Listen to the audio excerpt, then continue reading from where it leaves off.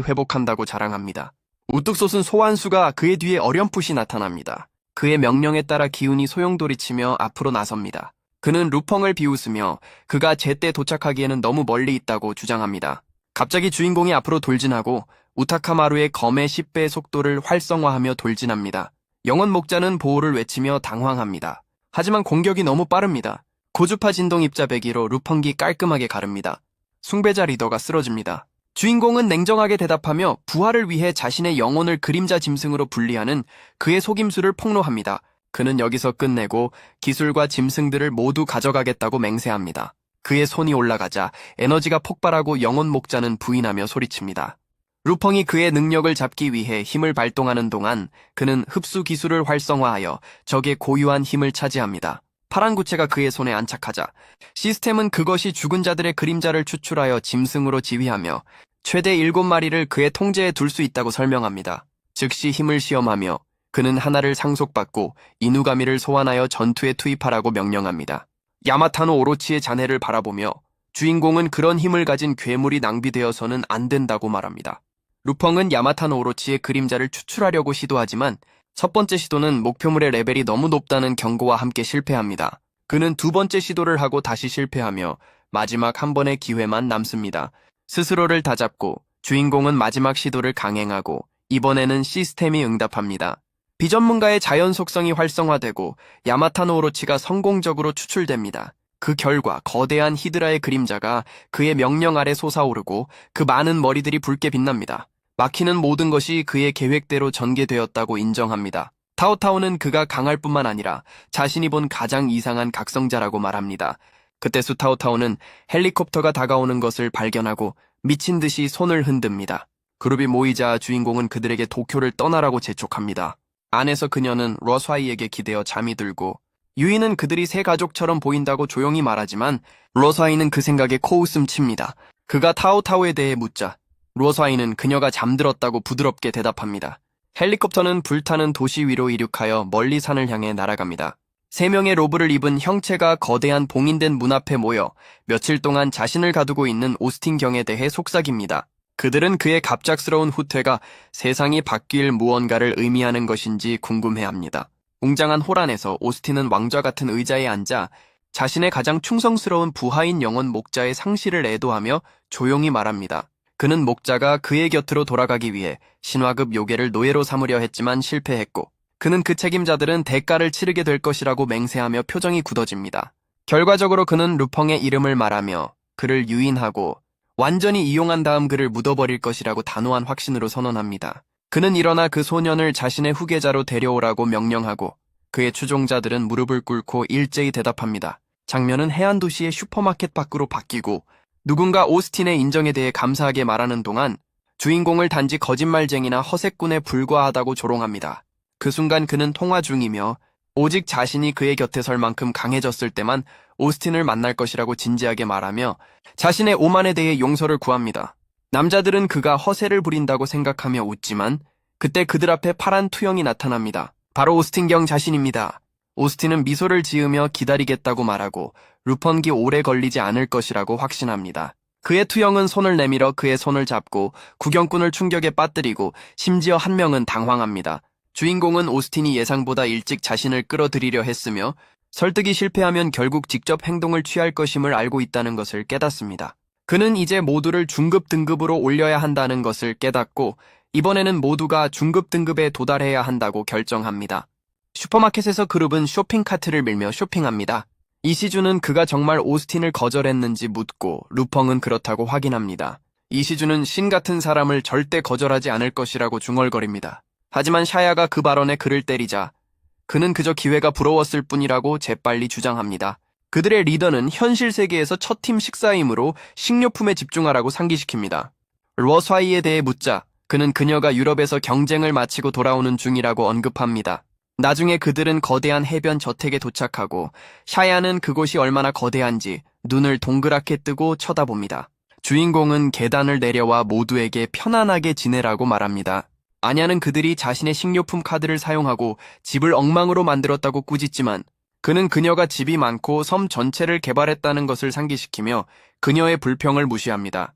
안에서 다른 사람들은 비디오 게임을 하느라 바쁘고 그가 곧 멈추고 밥을 먹자고 외칠 때까지 계속됩니다. 플레이어들은 이기고 지는 것에 대해 다투고 한 명은 자리를 포기하기를 거부합니다. 한편 아냐는 술을 마시며 루펑이 왜 그들을 이 섬으로 데려왔는지 묻습니다. 현실 세계에서 문이 열리고 러스와이가 안으로 들어서며 비행기가 지연되어 늦어서 미안하다고 사과합니다. 아냐는 그녀를 따뜻하게 맞이하고 루펑은 링규에게 밥 먹을 시간이라고 말합니다. 주방에서는 링규가 이미 준비 중이고 다른 사람들은 곧 핫팟을 먹을 생각에 환호합니다. 모두가 식탁에 모여 함께 음식과 음료를 즐깁니다. 자오는 행복하게 샤야와 건배하기 위해 잔을 들고 타오타오는 이시준이 주인공만큼 영리하지 못하다고 꾸짖습니다. 나중에 그룹 중 일부는 빈둥거리다가 술에 취해 쓰러지고 타오타오는 링규와 함께 설거지를 합니다. 그 후 주인공과 러스와이는 바다를 내려다보는 난간 옆에 서 있습니다. 그가 그녀에게 공유해야 할 중요한 것이 있다고 말하자 그녀는 당황하며 아직 준비가 되지 않았다고 주장합니다. 하지만 그는 다음 그림자 세계에서 모두를 중급 등급으로 올리는 것에 대해 이야기하는 것이며 그녀가 가장 어려운 부분을 맡아야 할 것이라고 분명히 밝힙니다. 그녀는 개인적인 일이 아니라는 것을 확인하자 안심합니다. 호기심이 생긴 그녀는 자신이 이미 레벨 50인데 다른 사람들은 아직 낮으니 클래스를 바꾸는 것에 대해 묻습니다. 루펑은 모두를 레벨 50으로 올리고 클래스 변경을 안내할 것이라고 약속합니다. 아냐가 끼어들어 다른 클래스는 진급하기 위해 다른 세계가 필요하며 모두가 단 하나의 세계를 통해 진급할 수 있는지 묻습니다.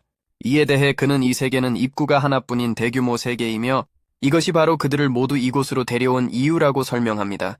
그녀는 술에 취해 가까이 다가와 그가 성공하면 재정적 지원을 제안합니다. 그는 침착하게 동의합니다. 러스와이는 그녀가 너무 많이 마셨다며 좌절하며 그녀를 뒤로 끌어당깁니다. 장면은 바다로 바뀌고 보트가 파도를 가로지르며 주인공이 조종하고 러스와이와 다른 사람들이 그의 뒤에 앉아 있습니다. 그들은 물 위로 솟아오른 거대한 돌, 아치형 입구를 향해 향합니다. 그들이 도착하자 해변은 이미 보트들로 붐비고 새로운 사람들이 해변에 발을 디디자 군중이 술렁입니다. 모든 시선이 러스와이에게 쏠리고 사람들은 그녀를 여신이라고 부르며 경외심의 목소리를 높입니다. 그녀가 주인공 뒤를 따르는 동안 사람들은 그녀의 아름다움에 대해 속삭이고 그녀의 길드의 과거 승리에 대해 그녀를 칭찬합니다. 자오는 최상위 전문가들을 포함하여 얼마나 많은 강력한 각성자들이 모였는지 주목합니다. 정장 차림의 인물들이 앞으로 나서자 분위기가 긴장되고 그들의 존재감은 정말 위협적입니다. 링유는 그들이 식광 길드의 새 리더임을 확인합니다.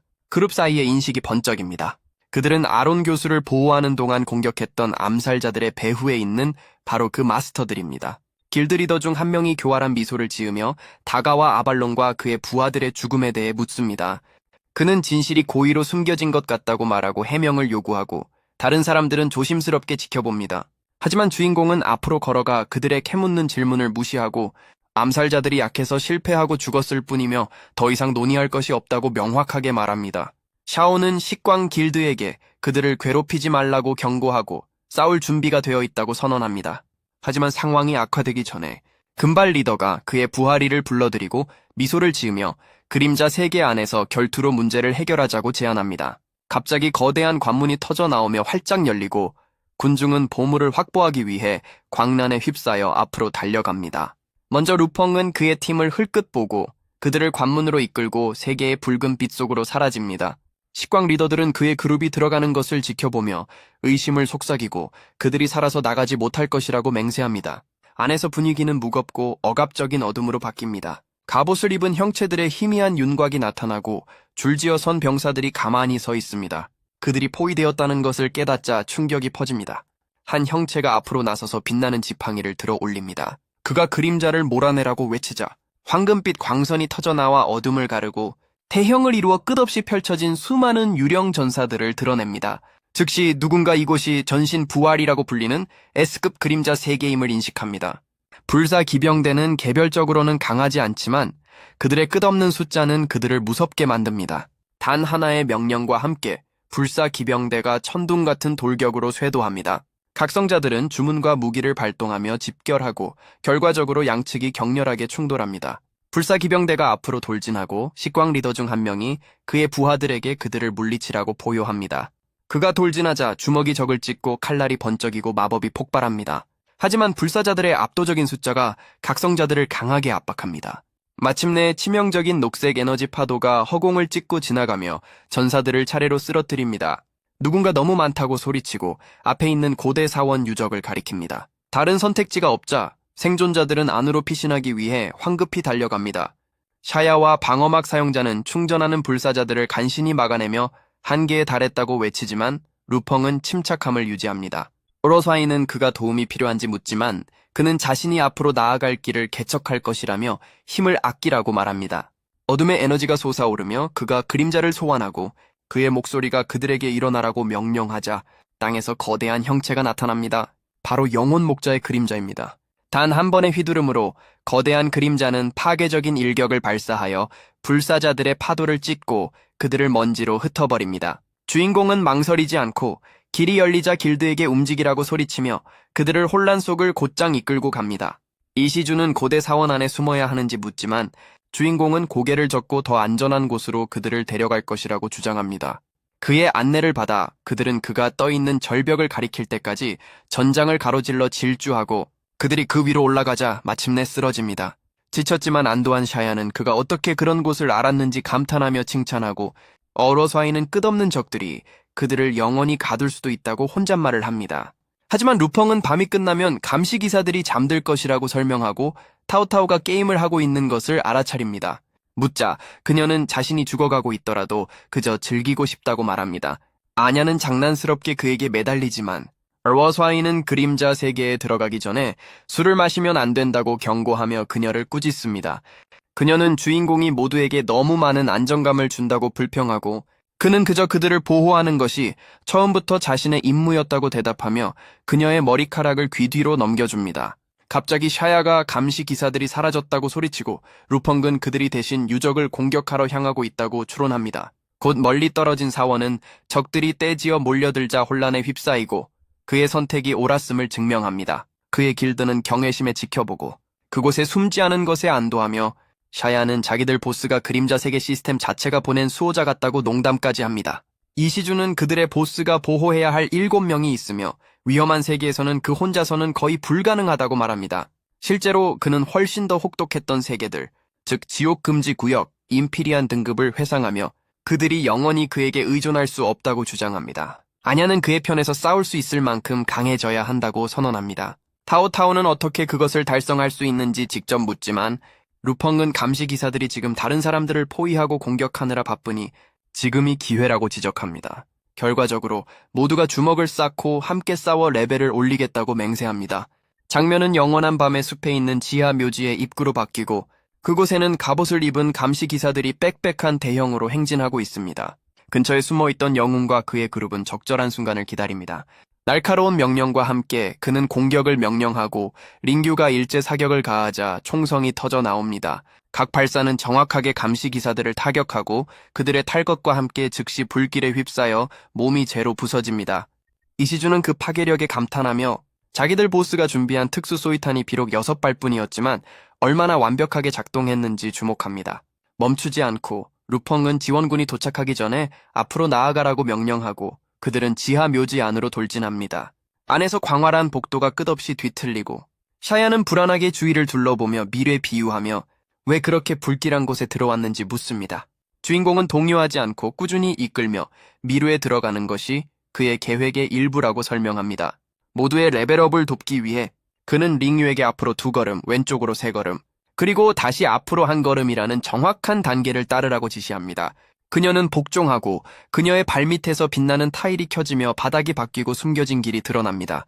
메커니즘이 활성화되어 통과할 수 없어 보였던 틈을 가로지르는 길이 열리자 다른 사람들은 경외심에 지켜봅니다. 망설임 없이 그는 그들을 앞으로 이끕니다. 샤야는 그의 지식에 감탄하며 숨겨진 메커니즘까지 아는 그를 그림자 세계의 신 같다고 칭찬합니다.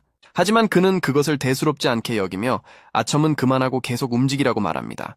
그룹은 새로운 플랫폼에 도착하고 그곳에서 오한이 덮쳐오자 이시준이 몸을 떱니다. 루펑은 아래는 더 추울 것이라고 경고하지만 하룻밤만 견디면 된다고 안심시킵니다.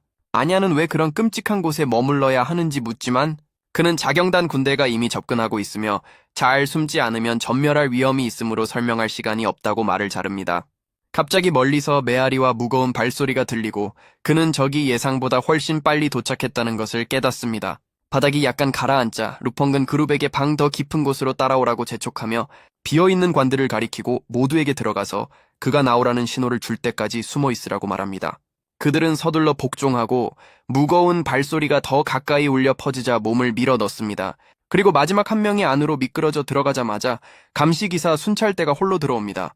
주인공은 러스와이와 함께 관 속으로 비집고 들어가 기사들이 빛나는 눈으로 방을 훑으며 지나가는 동안 조용히 있으라고 조용히 말합니다.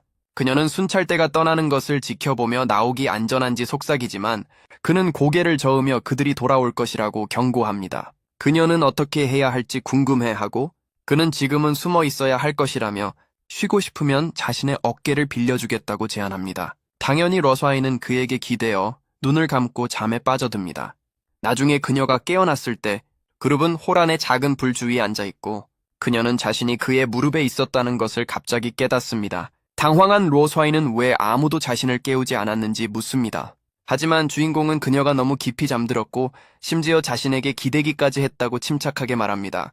부끄러워하며 그녀는 대답하려 하지만 그녀가 말하기도 전에 그는 일어나 이제 움직일 시간이라고 선언합니다.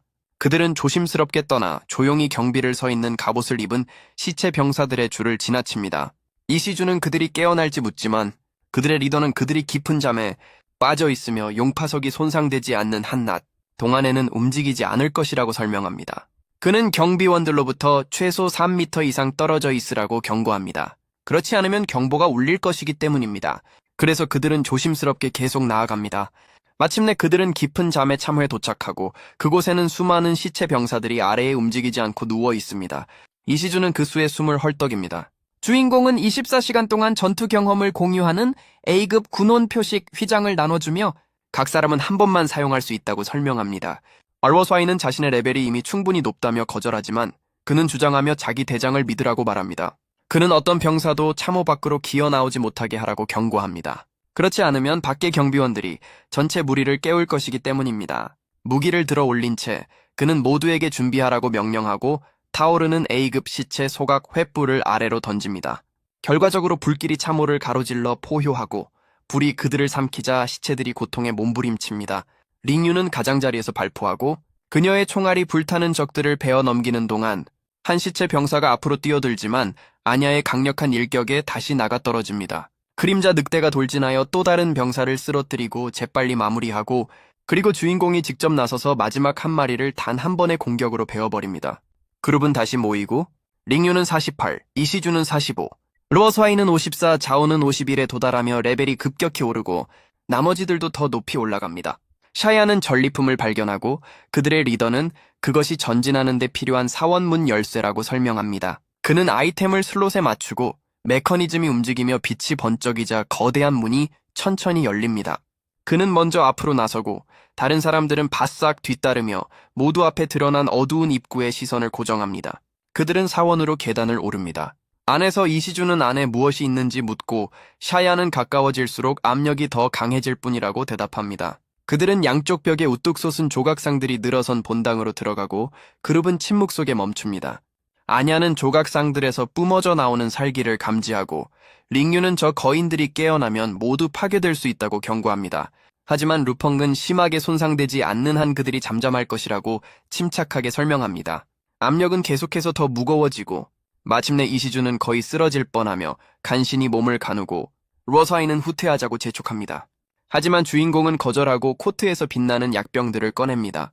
재빠른 동작으로 그는 그것들을 활성화하고 불꽃이 터져 나와 홀을 밝힙니다. 주인공은 모두를 강화하는 겹겹의 보호막으로 그룹을 둘러쌉니다. 그리고 그는 우뚝 솟은 조각상들을 향해 검을 들어 올리고 수타오타오에게 추가적인 안전을 위해 그들 위에 봉인을 놓으라고 말합니다. 그녀는 즉시 대답하고 거대한 형체 중 하나의 빛나는 표식이 퍼져나가자 봉인 마법을 시전합니다. 그리고 루펑이 앞으로 나서서 쌍검을 든 채 위로 솟구쳐 조각상의 머리를 정밀하게 타격합니다. 돌 얼굴이 갈라지고 바뀌며 눈이 번쩍 뜨이고 표정이 살아납니다. 그는 재빨리 베어 그 머리를 뚫고 시스템은 그의 레벨이 48로 오르는 것을 표시합니다. 그는 칼을 든 채 꾸준히 착지하고 그의 뒤에 있던 동료들도 레벨이 오릅니다.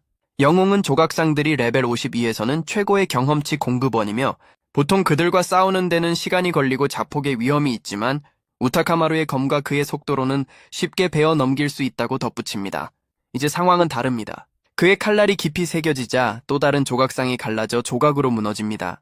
샤야가 일격으로 뒤따르고 약해진 조각상을 마무리하며 녹색 에너지가 폭발하자 모두에게 경험치를 즐기라고 외칩니다. 주인공이 착지하자 산산조각 난 조각들이 흩어지고 밝은 빛이 모여 그룹 앞에 떠있는 구체를 형성합니다. 구체들이 합쳐지고 그는 손을 내밉니다.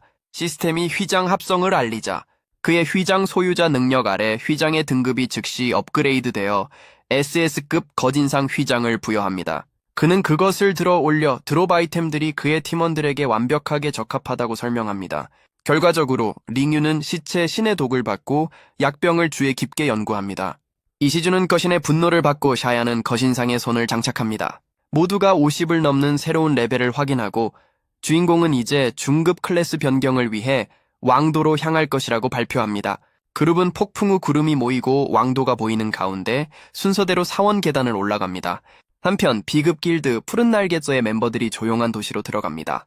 으스스한 정적과 거리에 흩어진 해골들에 불안해합니다. 그들은 벽에 쌓인 인간의 뼈 더미를 마주치고 한 멤버가 도시가 너무 이상하다며 후퇴하자고 재촉합니다. 하지만 근육질의 전사는 그녀를 무시하고 너무 멀리 와서 돌아갈 수 없다고 주장합니다.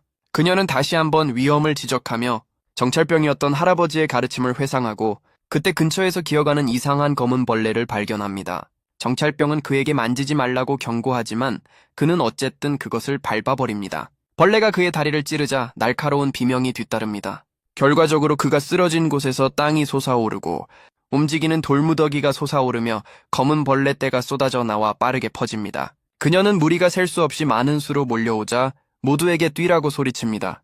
길드는 벌레들을 막으려고 당황하고 생존자들은 무리가 바싹 추격하는 가운데 필사적으로 질주합니다. 한 명은 죽고 싶지 않다고 외치며 두려움에 도시를 가로질러 도망칩니다. 푸른 날개의 한 멤버가 몸에 구멍이 숭숭 뚫린 채 쓰러지고 벌레들이 그 위로 몰려들자 그의 비명이 메아리치고 다른 사람들은 불과 빛으로 싸웁니다. 생존자들은 도움을 청하고 도시 입구에서 다른 길드들은 멀리서 들려오는 비명에 불안해하며 멈춥니다. 어떤 이들은 약한 분대에게는 안으로 들어가지 말라고 경고합니다. 그들은 이미 많은 길드가 들어갔지만 멤버들이 공격과 방어 양쪽에서 훈련받았기 때문에 오직 아크 길드만이 궁전에 도달할 만큼 강해 보인다고 말합니다. 안에서 아크 길드는 방어 진영을 형성하지만 불은 무리를 막지 못합니다. 한 기사가 당황하여 어떻게 해야 하냐고 소리치고 그들의 지휘관은 그들을 집결시키고 모두에게 끝까지 저항하라고 말합니다. 최전선이 벌레들과 충돌하는 동안 다른 사람들은 다음 움직임을 준비합니다.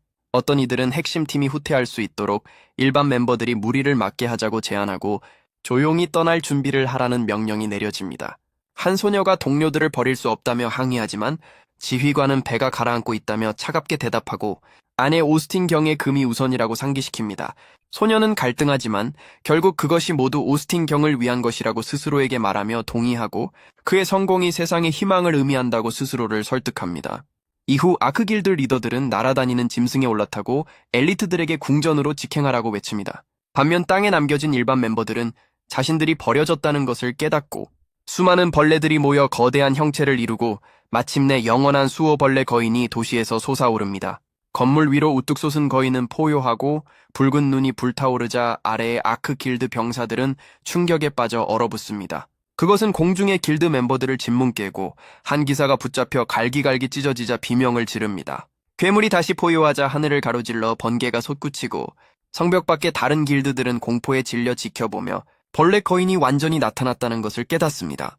이 순간 루펑기 파요 길드와 함께 도시문에 도착하고 그들이 영생의 도시에 도착했다고 침착하게 발표합니다. 로스와이와 다른 사람들이 뒤따르고 주인공이 뛰어올라 문 횃불에 파란 불꽃을 붙입니다. 문이 열리자마자 무리가 길드를 정면으로 맞이하기 위해 쏟아져 들어오고 그는 횃불을 손에 들고 그들을 이끌고 벌레 무리가 그들 주위로 갈라집니다. 비록 모두가 그 광경에 긴장하지만 말이죠. 밖에 다른 길드 멤버들은 벌레들이 파란 횃불을 피하는 것을 알아차리지만 그가 자기 횃불을 들고 가자 주변 횃불들이 꺼지면서 공황이 퍼집니다. 결과적으로 더 많은 플레이어들이 무리에게 잡아먹히고 로스와이는 죽어가는 사람들을 무시할 수 없다고 재촉합니다. 하지만 주인공은 그것이 그들의 선택이었다고 대답하고 횃불이 타버리기 전에 궁전에 도착해야 한다고 주장합니다. 도시 안에서 검치오 길드는 생존을 위해 고군분투합니다. 그들의 부길드장은 패배를 인정하고 늙은 길드장은 믿기만이 그들을 구할 수 있지만 지금은 아무도 감히 들어오지 않을 것이라고 설명합니다. 바로 그때 부길드장은 파효 길드가 갑자기 안뜰에 나타나자 숨을 헐떡입니다. 루펑은 횃불을 들고 맨 앞에 서 있고 그의 팀원들은 바싹 뒤따릅니다. 다른 길드들은 그들을 무모하다고 부르며 후퇴하고 거인들이 다른 곳에 집중하는 동안 탈출할 기회를 잡습니다. 아냐는 벌레들이 거인으로 합쳐졌다고 소리치고 칼을 준비하며 그룹에게 준비하라고 경고합니다. 우뚝 솟은 형체들이 다가오자 주인공은 횃불을 높이 들어 올려 영혼, 불꽃, 폭발을 발동하고 파란 불꽃이 하늘로 터져나와 무리를 소각합니다. 검치호들은 충격과 후회 속에 지켜보며 더 일찍 그를 따랐더라면 좋았을 것이라고 생각합니다. 그들의 리더가 모두에게 뛰라고 소리치는 동안 그는 파요 길드를 궁전 계단 위로 이끕니다. 로스와이는 횃불이 그들을 안전하게 안으로 데려올 만큼만 지속되었으며 그곳에서는 벌레들이 따라올 수 없다는 것을 알아차립니다. 갑자기 샤야는 자오아이산이 사라졌다는 것을 깨닫지만 소녀는 그가 떠날 만한 좋은 이유가 있었을 것이라고 말합니다. 결심을 굳힌 루펑은 앞으로 나서서 보호막을 활성화하고 절대 동료들을 버리지 않겠다고 선언합니다. 로스와이는 방패가 30분밖에 지속되지 않을 것이라며 조심하라고 경고합니다. 영웅은 사라진 동료와 함께 돌아오겠다고 약속하고 무리 속으로 뛰어듭니다. 자오아이산은 생명을 소모하는 동안 무리로부터 자신을 보호하는 불타는 피반지의 붉은 불꽃이 몸 주위를 휘감으며 앞으로 나아갑니다. 그는 근처에서 동료의 신호를 감지하고 고통에도 불구하고 계속 나아가며 형의 아이들을 돌보겠다는 약속을 기억합니다. 마침내 그는 향으로 벌레들을 막으려 애쓰는 한 소녀를 발견합니다. 그 효과가 거의 사라지자 그는 뚫고 들어가 그녀에게 따라오라고 소리치며 그녀를 보호하기로 결심합니다. 하지만 그들 뒤로 벌레 거인이 거리를 뚫고 부딪힙니다. 거인의 주먹이 내려치고 자오는 괴물이 그들 위로 우뚝 솟자 그녀에게 뛰라고 외치며 무기로 막습니다. 그 순간 루펑기 보호막 안에 나타나 공격을 가로챕니다. 샤오는 놀라 소리치며 왜 여기에 있냐고 묻고 주인공은 그를 데리러 왔다고 대답하며 떠난 것에 대한 벌이 있을 것이지만 지금은 거인을 베어 넘기는 데 집중해야 한다고 말합니다. 리더는 빛나는 방패 안에 떠있고 쌍검을 준비합니다. 벌레 거인이 포효하고 다시 공격하자 그가 도시 위를 맴도는 동안 거대한 주먹이 그를 향해 내려칩니다. 소녀는 괴물이 분리하고 재결합하여 싸운다고 소리치며 거의 무적이라고 부르고 자오는 그렇게 많은 수가 모이면 그들의 끝이 될 수도 있다고 덧붙입니다. 루펑은 날카롭게 대답하며 누가 그들이 죽는다고 했냐고 묻고 그들이 살아남을 것이라고 선언합니다. 그는 휘장을 높이 들어 올리고 악신상이 소환되자 황금빛이 터져 나옵니다. 그는 그것에게 적을 짓문깨라고 명령하고 조각상이 아래로 짓밟고 중력 반전을 발동하여 무리를 찢어발깁니다. 결과적으로 한 벌레 거인이 산산조각 나고 녹색 액체가 사방에 튑니다. 조각상은 느리게 움직이지만 방어와 방역에서는 타의 추종을 불허하여 그 힘장 공격을 파괴적으로 만듭니다.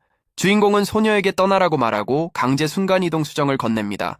그녀는 그것이 얼마나 희귀한지 깨닫고 망설이지만 그는 주장합니다. 자오는 그녀가 안전하기를 원했습니다. 자오는 그에게 감사하지만 영웅은 동료는 감사가 필요 없고 함께 싸우기만 하면 된다고 대답합니다. 조각상이 또 다른 중력 반전을 발동하자 위에서 잔해가 쏟아져 내립니다. 이시준이 그룹의 귀환을 알아차리고 거대한 구조물이 땅에 부딪힙니다. 궁전 밖에서 주인공은 파티를 이끌고 앞으로 나아가며 그림자 세계의 종지부를 찍으라고 외칩니다. 안에서 바닥은 시체로 뒤덮여 있고 그곳은 도살장으로 변해 있습니다. 링유는 그것이 식광의 소행처럼 보인다고 관찰하고 루펑은 그들이 여왕의 왕관을 노리고 있으며 그 가치가 크다고 지적합니다. 그는 왕관이 세계 자체의 기원과 관련이 있다고 설명합니다.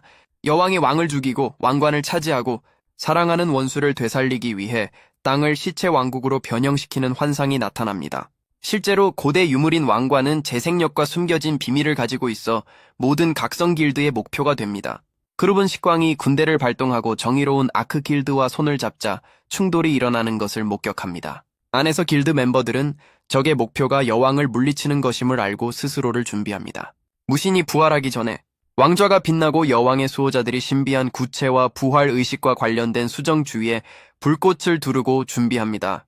수정 주위에 보라색 에너지가 휘감기고 봉인이 약해지자 누군가 무신이 부활하면 세상이 파괴될 것이라고 경고합니다. 불꽃과 강철이 충돌하고 한 전사가 부하들에게 불을 뚫고 자신을 따르라고 포효합니다. 거대한 포효가 궁전을 뒤흔들고 문이 터져 열립니다. 안에서 여왕은 소용돌이치는 에너지에 감싸인 채 왕좌에 앉아있고 마침내 주문이 불타오르고 또 다른 전사가 그녀를 내동댕이 치는 일격을 날립니다.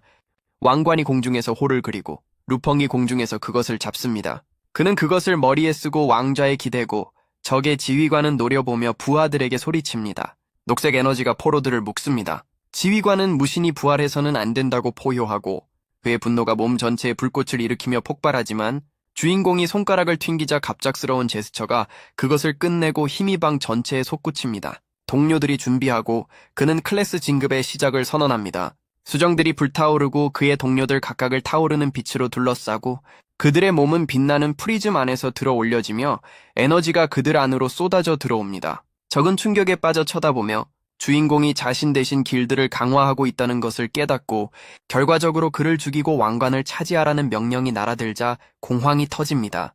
여왕은 그것이 자신의 신성한 권리라고 주장하며 포효하고 녹색 사슬이 조여지고 불길이 괴물 같은 얼굴로 솟아오르자 공황이 퍼집니다. 불지옥에서 노려보며 타오르는 거인이 왕관을 요구하며 천둥 같은 소리로 솟아오르지만 루펑은 그가 위로 우뚝 솟아 있어도 동요하지 않고 앉아 있습니다. 그는 동료들이 클래스 진급을 마칠 때까지 양보하지 않을 것이라고 차갑게 대답합니다.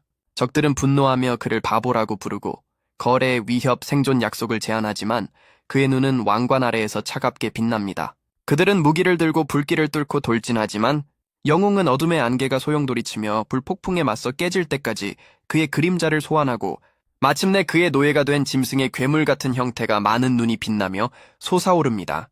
불타는 거인이 타오르는 주먹으로 돌진하지만 짐승의 일격에 정면으로 맞섭니다. 여왕이 힘을 모으고 황금빛이 솟구쳐 그녀의 편을 보호하는 동안 그림자의 발톱이 불과 빛의 광선과 충돌하고 짐승은 적들을 뒤로 물러나게 하는 불과 서리의 폭풍을 일으킵니다. 그들은 한 사람만이 6명을 맡고 있다는 것을 믿을 수 없다는 듯 소리치고 그의 통제력이 압도적임을 인정하며 두려움이 스며듭니다. 그들은 승리가 아무 의미 없더라도 오스틴 경 자신이 왕관을 위해 올 것이라고 경고하지만 루펑은 만약 그렇다면 그들 중 누구도 살아서 나가지 못할 것이라고 말합니다. 짐승은 포효하고 파괴의 폭풍 속에서 적들을 삼키고 독이 스며들어 그의 몸을 느리게 합니다. 타오르는 눈을 가진 거대한 그림자가 위로 어렴풋이 나타나고 빠르게 공격하여 그들 중 하나를 붙잡고 어둠의 에너지 파도로 그의 몸을 내리칩니다. 동료들이 그가 안개 속으로 사라지자 그의 이름을 비명을 지릅니다. 또 다른 전사가 으르렁거리며 앞으로 돌진하지만 송곳니와 발톱의 폭풍 속으로 삼켜집니다. 칼날이 번쩍이지만 절망이 공중에 가득하고 괴물의 입이 활짝 열려 남자를 보라색 안개의 심연으로 더 깊이 끌어들입니다. 또 다른 전사는 옆으로 내동댕이 쳐지고 짐승의 짓누르는 일격에 세게 부딪힙니다. 그림자가 더 단단히 휘감기고 머리가 아래로 꺾입니다. 생존자들이 뒤로 물러나는 동안 그들은 재단이 주인공을 제자리에 묶고 그의 소환된 괴물을 여기에 고정시킨다는 것을 깨닫고 그래서 그들은 후퇴할 계획을 외치며 재집결하여 오스틴 자신을 데려오겠다고 맹세합니다.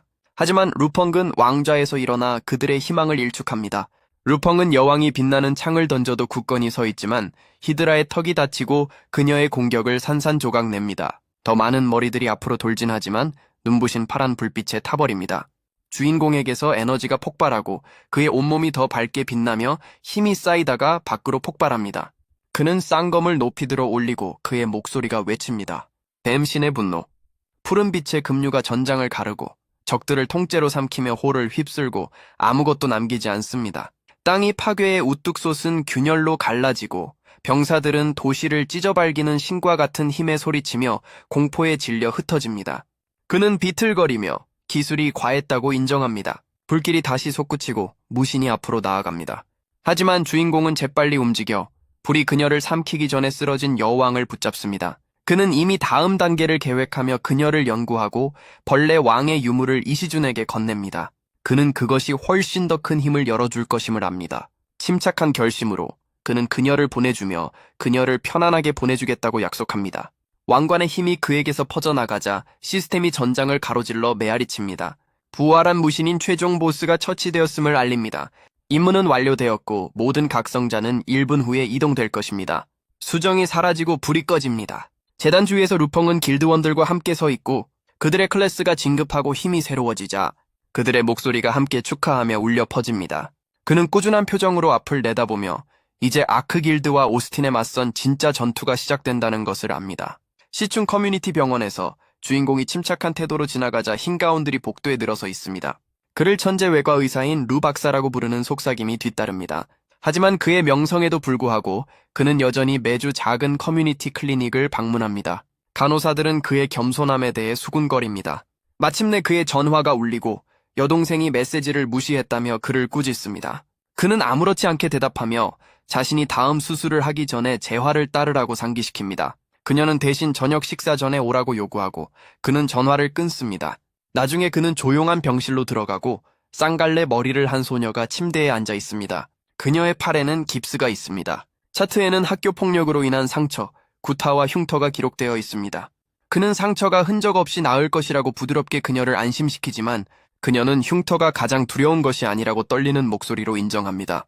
갑자기 문이 세게 열리고 한 무리가 안으로 들어와 그들의 리더가 미소를 지으며 소녀를 궁지로 몰아넣습니다. 그들은 갚지 않은 빚에 대해 비웃고 스캔들 사진으로 위협을 흔듭니다. 그녀의 얼굴에 두려움이 번쩍이는 동안 주인공은 앞으로 나서서 환자가 쉬어야 하니 떠나라고 명령합니다. 그들은 그를 비웃으며 그의 간섭을 조롱하지만 그는 다시 한번 나가라고 반복합니다. 그들의 분노가 들끓고 그들은 주먹을 휘두르며 그에게 달려들고 한 주먹이 그의 얼굴을 향해 날아옵니다. 하지만 그의 눈은 흔들림이 없습니다. 다음 순간 몸들이 차례로 바닥에 쓰러집니다. 간호사들과 경비원들이 방으로 달려오자 복도가 흔들리고 그들은 무리가 잔해 속에 흩어져 있고 루펑이 중앙에 침착하게 서 있는 것을 발견합니다. 그는 코트를 털어내며 방이 충분히 튼튼하지 않았다고 말합니다. 병원에서 직원들은 불안하게 속삭이고 시신은 보복의 위험에 대해 경고하지만 루펑은 절대 자기 여동생의 대학 근처에서 그런 혼란을 용납하지 않을 것이라고 단호하게 대답합니다. 옥상에서 불량배들이 한 학생을 둘러싸고 그들의 리더는 비웃으며 그에게 건물에서 뛰어내리거나 자기 신발을 핥으라는 두 가지 선택지만을 줍니다.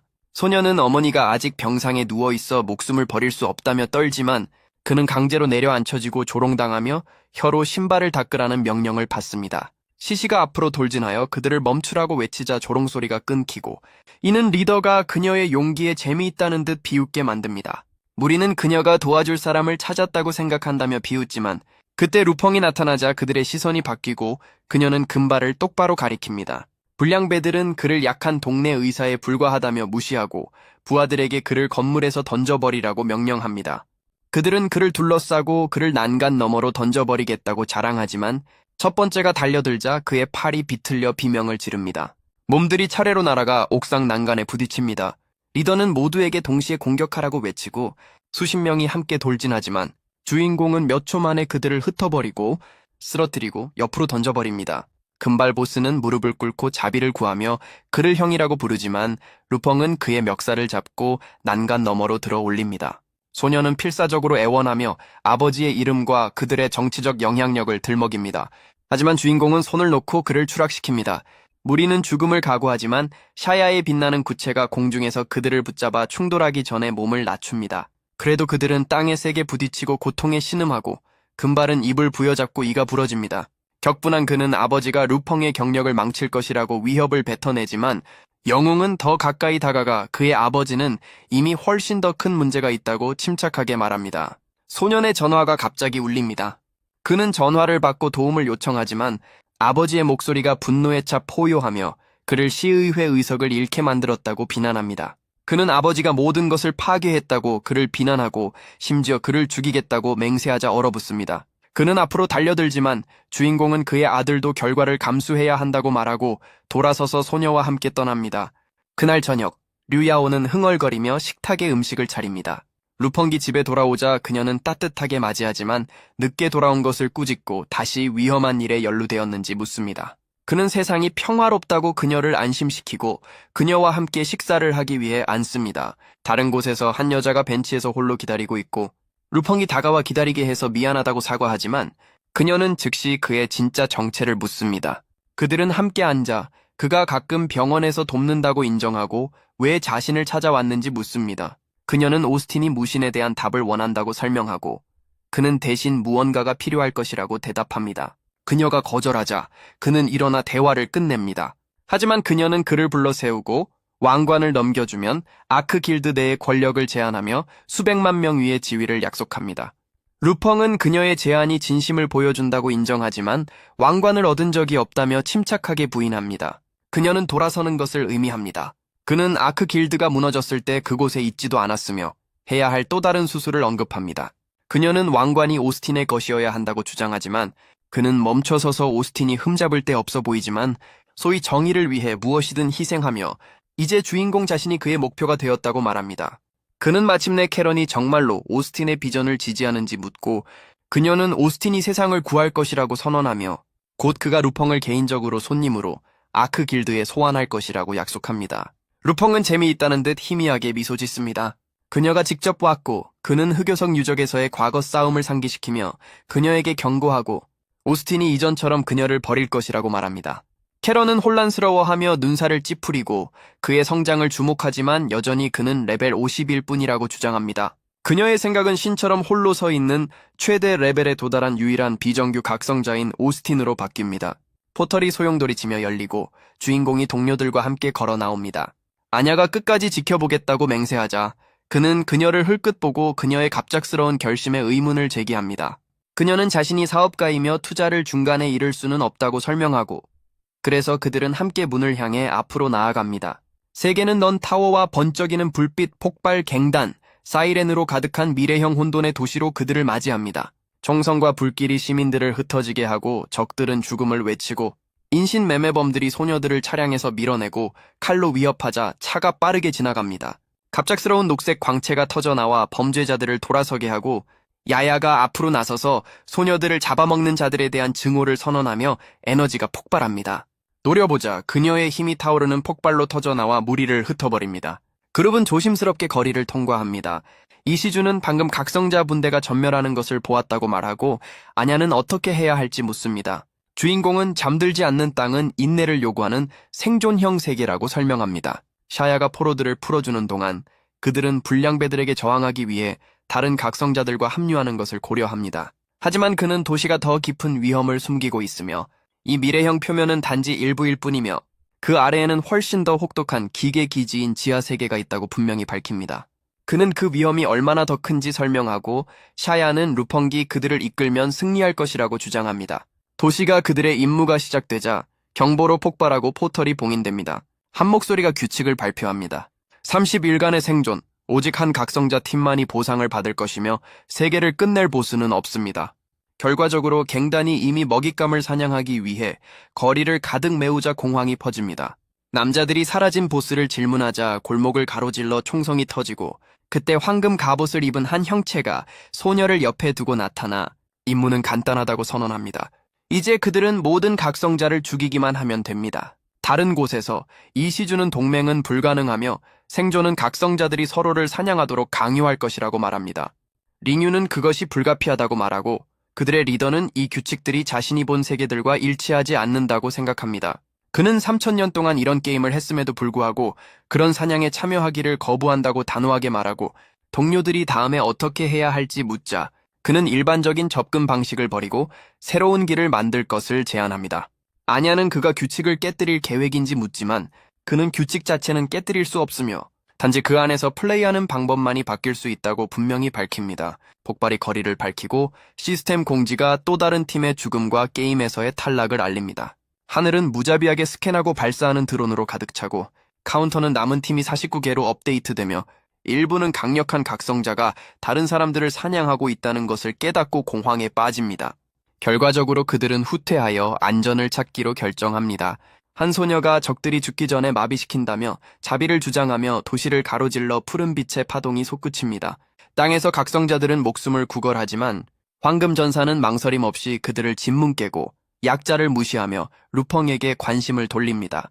그의 파트너는 오스틴이 주인공에게 관심이 있다고 경고하지만 그는 위험을 선호한다고 비웃습니다. 그들은 함께 그를 죽이고 피의 여왕의 왕관을 차지할 계획을 세우며 그들의 레벨 100의 힘으로 그 임무는 쉬울 것이라고 자랑합니다. 그녀는 동의하지만 왕관이 현재 보호 상태에 있으며 그가 즉시 파효 길드를 지목할 수 없다고 상기시킵니다. 그는 보호 단계를 인정하지만 30일이 남았으니 먹잇감을 가지고 놀 여유가 있다고 말하며 단지 사냥을 지연시킬 뿐이라고 말합니다. 하지만 그녀는 그를 날카롭게 끊으며 단 6시간밖에 남지 않았다고 상기시킵니다. 어두운 경매장에서 한 소녀가 우리 안에 전시되어 있고 입찰자들이 그녀의 가격을 외칩니다. 주최자는 재빨리 판돈을 올리고 마침내 산만 잠들지 않는 코인으로 거래가 성사됩니다. 그녀는 저항하지만 구매자는 그녀를 자신의 것이라고 주장하고 자신의 쾌락을 위해 그녀를 사용하겠다고 자랑하며 웃음이 뒤따릅니다. 갑자기 링규가 떠나라는 경고를 무시하고 들이닥치고 남자들은 그녀를 잡을 가치가 있는 침입자라고 부릅니다. 그녀는 즉석에서 만든 무기를 정밀하게 휘두르며 먼저 공격하고 눈을 멀게 하고 태우는 투사체처럼 던져 폭발하는 총알로 공격합니다. 둘러싸이자 그녀는 군중을 흩어버리는 쓸어내는 공격을 발동하고 마지막 상대가 쓰러지자 임무 완수를 선언합니다. 소녀는 가슴을 부여잡고 바닥에 널브러진 시체들을 쳐다보며 거친 숨을 내쉽니다. 하지만 갑자기 한 시체가 꿈틀거리고 눈이 붉게 빛나더니 벌떡 일어섭니다. 거대한 불량배의 시체가 앞으로 솟구치고 그녀는 더 많은 쓰러진 짐승들이 격렬한 경련으로 되살아나기 시작하는 거리로 달려갑니다. 실제로 좀비들이 지역을 가득 메우고 갑옷을 입은 몸들이 턱을 딱딱거리며 비틀거립니다. 병사들이 미친 듯이 총을 쏘는 동안 물린 남자들은 쓰러지고 잠시 후 다시 일어나 눈이 붉게 타오르며 감염됩니다. 은신처에서 구출된 소녀는 불량배들이 좀비가 되었다고 숨을 헐떡이고 루펑기 링규 옆에 나타납니다. 혼란 속에서도 침착한 그는 좀비신 총알이 효과가 있다고 설명합니다. 다음 구역으로 옥상을 가로질러 질주하기 전에 말이죠. 그들은 통제 불능 상태인 기차를 발견하고 그녀는 안으로 뛰어들어 모든 좀비를 죽인 후 다시 자전거에 뛰어오릅니다. 주인공이 튀어나와 꽉 잡으라고 말하고 그들은 함께 기차 옆을 질주하며 그 프레임이 격렬하게 흔들리기 전에 지나쳐 뛰어내립니다. 구경꾼들은 기차가 역에 부딪히자 당황하고 좀비들이 멀리서 더 가까이 비틀거리며 다가오는 동안 화염이 병사들을 삼키자 차량을 뚫고 폭발이 일어납니다. 멀리서 링유는 주인공 옆에 서서 파괴 현장을 조사하고 그녀는 술집과 역이 모두 파괴되어 좀비의 발생을 봉쇄했다고 확인합니다. 그는 고개를 끄덕이고 불타는 도시가 불사자들로 가득 차자 3시간 후에 다음 단계를 계획합니다. 한편 황금 갑옷을 입은 전사가 땅을 치고 주위의 좀비들을 뒤로 밀어내지만 그들이 쓰러지는 동안에도 더 많은 좀비들이 앞으로 밀려와 사방의 거리를 둘러쌉니다. 그는 끝없는 숫자를 저주하고 파란 머리의 소녀는 근처에서 맴돌며 루펑의 위치를 파악했다고 말합니다. 하지만 그들은 먼저 좀비들을 처리해야 합니다. 구급차가 사이렌을 울리며 도로를 질주하고 안에는 주인공이 수타오타오와 다른 사람들과 함께 앉아있고 드론이 앞을 스캔합니다. 이시주는 아크 길드가 그들을 찾았다고 보고하지만 주인공은 그들의 초점은 지하 세계라며 그것을 무시합니다. 구급차가 지하로 들어가고 그는 바이러스가 그곳에서도 퍼지고 있으며 이것이 바로 그들이 이 차량을 사용하여 바이러스 학자로 들어가는 이유라고 설명합니다. 지하 도시가 보입니다. 높은 구조물과 무거운 기계들로 가득 차 있고 중앙에는 케이블에 연결된 어린아이 같은 형체가 앉아있고 두 남자가 무릎을 꿇고 그를 도시 군주라고 부릅니다. 그의 옆에는 500년 전 기계 몸으로 정신을 옮겨 캡슐 안에서 통치해온 잠들지 않는 군주가 있습니다. 도시 군주는 바이러스에 대해 묻고 표면이 무너졌고 이제 지하 세계도 위험에 처했다고 지적합니다. 두 관리가 무릎을 꿇고 군대가 작은 좀비 그룹에 대해 배치되었고 더 큰 발생에 대해서는 봉쇄가 설정되었다고 보고합니다. 그들은 표면이 통제 불능 상태이지만 바이러스가 지하 세계로 퍼지는 것을 막기 위해 노력하고 있다고 덧붙입니다. 하지만 군주는 바이러스가 너무 빨리 퍼져 어떤 해독제도 효과가 없을 것이라고 말하며 그들을 비판하고 도시 군주는 그들을 쓸모없다고 부르며 인구가 없으면 도시가 생존하거나 경쟁할 수 없다고 강조합니다. 군주는 절을 하고 실패에 대해 사과하고 그래서 도시 군주는 지금은 지하 세계를 보호하는 데 집중하기로 결정하고 나중에 다른 도시에서 사람들을 데려올 수 있다고 말합니다. 또 다른 관리는 이미 도움을 줄 수 있는 바이러스 학자들이 도착했다고 그를 안심시킵니다. 한편 루펑의 그룹을 태운 구급차는 화면에 표시된 안내 방향에 따라 지하를 질주하지만 이시주는 병사들이 사방에 주둔하고 있어 노출되면 죽음을 의미한다고 경고합니다. 아냐는 병사들과 기계들을 상대로는 승산이 없기 때문에 상황이 훨씬 더 나쁘다고 덧붙입니다. 주인공은 이미 터미널을 통해 그들의 모든 신원과 데이터를 변경했다고 말하며 그들을 안심시키고 야야는 그들의 보스가 함께 있다는 것을 그룹에게 상기시키며 자신감을 확인합니다. 그는 3분 안에 환승 지점에 도착할 것이며 그곳에서 지하세계의 누군가가 그들을 제한구역으로 안내할 것이라고 보고하고 모두에게 협력하라고 지시합니다. 구급차는 무장한 병사들이 서 있는 검문소에서 멈추고 제복을 입은 한 여성이 그들을 환영하며 부도시 군주가 돕기 위해 왔다고 설명합니다. 이시주는 그들이 노출될까봐 걱정하지만 루펑은 그들의 의무는 즉시 가장 큰 감염 지역으로 이동하는 것이라고 말합니다. 그리고 병사들은 그룹을 항공기로 호위하고 탑승하자마자 이륙하여 도시 위를 비행합니다. 안에서 여장교는 주인공과 이야기하며 그가 한때 그녀를 위해 수정해준 연구 논문을 회상합니다. 그는 물론이라고 대답하고 그녀는 그것이 인간의 몸에 XX5 바이러스를 주입하는 임상시험에 관한 것이었다고 확인합니다. 장교는 캐묻기 시작하지만 그는 지하 세계 상황에 대한 세부 사항을 압박합니다. 먼저 그녀는 72개 구역 중 9개가 발생했으며 6개는 통제되고 있고 나머지는 봉쇄로 봉인되었다고 설명합니다. 그는 가장 큰 문제가 무엇인지 묻고 그녀는 격리와 예방 조치에도 불구하고 병사들이 계속 감염되고 있다고 인정합니다. 주인공은 바이러스가 단지 공기 중으로 퍼지는 것이 아니라 방사선을 방출하여 감염을 가속화하는 원자로처럼 기능한다고 설명합니다. 그는 근원을 신속하게 제거해야 한다고 결론 내립니다. 장교는 그것을 고려해 본 적이 없다고 인정하며 그의 통찰력을 인정합니다. 항공기가 착륙하자 병사들이 대형을 이루어 늘어서 있고 루펑과 다른 사람들이 장교 앞에 서 있습니다. 그녀는 그의 지식이 그의 과거 기록이 보여주는 것보다 훨씬 뛰어나다고 말하며 그의 정체를 묻습니다. 그는 바이러스학에 오랜 경험이 있다고 침착하게 대답하고 링규에게 답을 제공하라고 지시합니다. 순식간에 링규가 그녀를 직접 쏘고 동시에 지원팀들이 공격을 시작합니다. 샤야는 염력으로 시간을 멈춰 적 병사들을 제자리에 고정시키고 다른 한 명은 악몽 여우를 소환하여 대열을 찍고 나아갑니다. 자동화된 시스템이 침입자가 감지되었다는 경고를 메아리치자 경보가 울립니다. 악몽 여우는 계속해서 난동을 부리고 병사들은 침입자를 포획하라는 명령을 외치고 드론들이 하늘을 가득 메우고 전장 주위에 빽빽한 경계선을 형성합니다. 이시주는 그들이 완전히 포위되었다고 경고하고 다른 한 명은 압도적인 수의 드론을 셉니다. 어쩔 줄 몰라 하자 루펑은 악신상을 불러내어 적군을 파괴하라고 명령합니다. 황금 갑옷을 입은 전사는 그의 힘으로 응답하여 드론과 병사들을 위로 끌어올리는 중력 반전을 발동합니다. 그가 지휘센터 안으로 돌진하자 하우스 씨는 모니터에 폭발이 번쩍이자 분노에 차 소리칩니다. 그는 침입자들이 어떻게 지하세계에 도달했는지 밝히라고 요구합니다. 그의 부하들은 그들이 바이러스 학자로 위장한 채 지상에서 왔다고 설명합니다. 한 소녀가 추적 시스템이 침입자들이 중앙 실험실로 향하고 있음을 보여준다고 보고하자 그는 책상을 내리칩니다. 결과적으로 하우스 씨는 상황이 악화되기 전에 즉시 그들을 멈추라고 명령합니다. 루펑의 그룹은 보완된 입구에 도착하고 시스템은 그들에게 접근을 허용합니다. 그들이 앞으로 나아가는 동안 적들이 가로막기 위해 돌진하고 악몽 여우가 길을 뚫기 위해 앞으로 뛰어듭니다. 봉쇄가 무너지자 병사들은 격렬한 전투를 벌이고 영상을 지켜보던 하우스 씨는 침입자들을 즉시 제거해야 한다고 소리칩니다. 그의 부하들은 그의 명령을 수행할 준비를 마치고 재빨리 응답합니다. 중앙 실험실 안에서 주인공은 좀비 시체에서 채취한 비바이러스 원액이 담긴 약병들을 검사하고 혈청을 만들기에 충분하다고 확인합니다. 그는 링유에게 장치를 활성화하라고 명령합니다. 시스템이 가동되고 미사일 발사대가 제 위치로 올라옵니다. 잠시 후 거대한 발사가 시작되고 붉은 폭발이 도시 전체에 퍼져 지하세계 전체를 오염시킵니다. 밖에서 병사들과 시민들은 낙진에 맞아 비명을 지르고 어떤 이들은 쓰러지고 다른 이들은 즉시 좀비로 변합니다. 방어자들은 외부인들이 성공하면 지하세계가 파괴될 것이라고 외치고 무장한 부대들이 너무 늦기 전에 루펑의 그룹을 제거하겠다고 맹세하며 앞으로 돌진합니다. 피의 비가 내린 후 거리는 텅 비고 위에서부터 얼룩져 있습니다. 이시주는 왜 세상이 이 정도로 망가져야 하는지 궁금해하고 주인공은 그것이 에너지 핵을 얻는 유일한 방법이라고 대답합니다. 핵은 그 방 안에서 빛나고 그는 오직 지하세계를 완전히 파괴해야만 그것을 미리 차지할 수 있다고 설명합니다.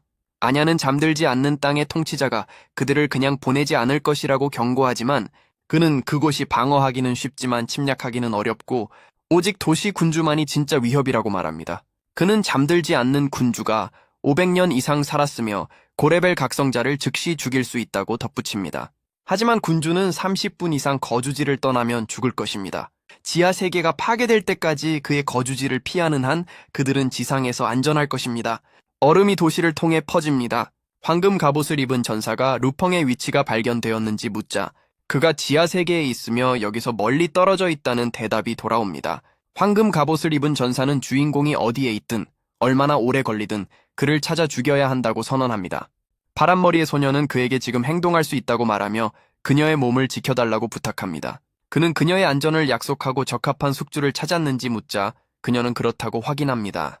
그녀는 금단의 기술인 고요한 물의 빙의를 발동하고 그녀의 영혼이 우뚝 솟은 푸른 빛의 광채 속에서 솟아올라 도시 위로 내려옵니다.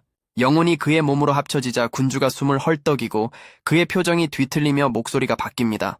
아래의 관리들은 혼란에 빠져 소리치고 이제 빙의된 도시 군주는 그들이 새로운 주인을 환영하기 위해 목숨을 희생해야 한다고 선언합니다. 다른 곳에서 링유가 그들의 말을 날카롭게 끊으며 거대한 적이 도착했다고 알립니다.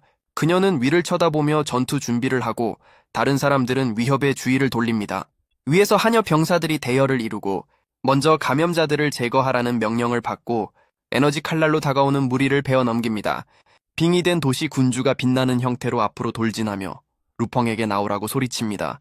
그는 자기 그룹에게 이 상대에게는 이길 수 없으니 자신이 그녀를 유인하는 동안 숨으라고 경고합니다. 다른 사람들은 그가 위험을 감수하게 둘 수 없다며 항의하지만 링유가 앞으로 나서서 대신 가겠다고 제안합니다. 주인공은 그녀가 즉시 죽을 것이라며 거절하고 오직 자신만이 빙의된 숙주를 상대할 수 있다고 선언합니다. 그는 멀리 뛰어오르며 그룹에게 잘 숨으라고 재촉하고 얼음벽이 솟아올라 그를 상대와 함께 안에 가둡니다. 빙의된 도시 군주는 미소를 지으며 루펑이 마침내 자기 소나귀에 떨어졌다고 선언하고 얼음벽을 발견하고 그것이 무엇인지 묻습니다. 종말의 순찰대가 나타나자 벽이 산산조각나고 적이 앞으로 나서서 주인공이 정말로 그와 싸울 생각이냐고 묻습니다. 자칼 전사가 거대한 일격을 발동하고 그 충격이 에너지와 함께 터져 나오자 그는 재빨리 피합니다. 지휘센터 안에서 잠들지 않는 군주는 도시 군주의 몸을 되찾는 것이 얼마나 어려울지 말하고 모든 기동 부대에게 생명을 낭비하는 것을 멈추고 다른 기회를 기다리라고 명령합니다. 전사는 하늘을 가득 메우는 화살 세례를 발사하지만 빙의된 자는 단지 그를 어리석다고 부르며 비웃을 뿐입니다. 그가 방역을 준비하며 얼음 영역을 발동하고 얼어붙는 에너지가 밖으로 퍼져나가 적을 얼음층에 가둡니다. 관제실은 충격에 빠져 지켜보며 어떤 종류의 괴물이 도시를 점령했는지 궁금해합니다. 군주의 몸은 신의 힘을 지니고 있다고 말합니다. 빙의된 자는 앞으로 나서서 루펑에게 나오라고 소리칩니다. 주인공은 건물 옆에서 내려와 착지합니다. 빙의된 자는 그를 조롱하며 얼마나 오래 숨을 계획인지 묻고 도시를 휩쓰는 또 다른 에너지 파동을 방출합니다. 군주는 그들이 건설한 도시의 파괴를 한탄하고 적은 루펑이 스스로 나오지 않을 것이므로 그를 나타나게 만들겠다고 선언합니다. 그는 주인공이 오스틴 경에게 감히 저항하는 것에 격분하여 에너지를 발산하고 치명적인 은빛 폭풍을 발동하며 힘을 모읍니다. 파괴적인 힘의 파도가 도시를 가로지르며 그는 영웅에게 지옥에서 회개하고 죽으라고 포효합니다. 샤야는 폭풍이 땅에 부딪혀 폭발하자 그에게 뛰라고 소리치지만 주인공은 칼날로 맞받아칩니다. 군주는 그것이 헛수고라고 비웃고 루펑은 보호막 뒤에서 자세를 잡고 공격과 격돌합니다. 폭풍이 몰아치는 동안 그의 방패는 버텨내고 먼지가 걷히자 그는 잔해 속에서 일어나 더 큰 힘을 소환합니다. 빙의된 자 주위에 에너지가 쌓이고 그는 금단의 기술인 절대 영도를 발동하여 얼어붙는 폭풍이 밖으로 확장되어 지휘센터 안의 모든 것을 삼킬 위협을 가합니다. 군주는 도시 전체가 파괴될 것이라고 말하지만 루펑은 도시가 이미 무너졌다고 선언합니다. 실제로 에너지 핵은 그 방에서 분리되어 공중으로 솟아오릅니다. 관찰자들은 설명합니다. 사망률이 80%를 넘고 도시의 절반이 사라지면 핵이 떠납니다. 빙의된 자는 만약 핵이 오스틴 경에게 전달되면 그들의 승리가 확보될 것이라고 말합니다. 에너지 핵이 도시 위에 떠 있고 시스템이 치명적인 경고를 알리자 지옥불과 불지옥 속에서 불꽃이 터져 나옵니다. 불길 속에 갇힌 팀은 한 명이 더 이상 견딜 수 없다고 외치며 고군분투합니다. 영웅은 얼음 기운 속에서 침착하게 나타나 적을 노려봅니다. 빙의된 자는 영혼이 강제로 끌려나가자 비틀거리고 몸이 무너집니다. 관찰자들은 에너지 핵이 머리 위에서 안정되자 충격에 빠져 쳐다봅니다. 아냐는 왜 전투가 그렇게 갑자기 끝났는지, 루펑이 적의 영혼을 그렇게 직접적으로 빼앗기 위해 무엇을 했는지 궁금해합니다. 링유는 어쩌면 그가 처음부터 이 순간을 위해 그들을 준비시키고 있었을지도 모른다고 제안합니다. 샤야는 자기 보스가 오래전부터 모든 것을 계획했음에 틀림없다고 중얼거리며 그를 자신이 따르기로 결심한 남자라고 부릅니다. 전장 위에서 파란머리의 소녀는 기계병사들과 좀비들이 포효하며 앞으로 나아가는 동안 동료와 함께 서 있습니다. 그녀는 그에게 무슨 일이 일어나고 있는지 묻고 그는 아무것도 모른다고 설명합니다. 좀비들이 그들을 둘러쌌고 그때 갑자기 무거운 포화가 경고 없이 그들의 대열을 찢었습니다. 적들은 총알을 맞고 저격당하고 있다고 소리칩니다. 옥상에서 발사기를 든 한 남자가 루펑에게 계획을 따랐다고 보고하고 한 여자가 그의 옆에 조용히 서 있습니다. 그는 대가를 요구하지만 주인공은 더 가까이 다가가 함께 회차를 겪었으니 반 푼도 주지 않을 것이라고 대답합니다. 위도시에서 로켓이 폭발하고 두 사람은 공습 사이렌이 울리기 시작하자 위를 쳐다봅니다. 도시 군주의 에너지 핵이 사라졌으므로 자폭 프로그램이 시작되었다는 안내 방송이 나옵니다. 관제실 안에서 핵 발사 카운트다운이 나타나자 사람들은 당황합니다.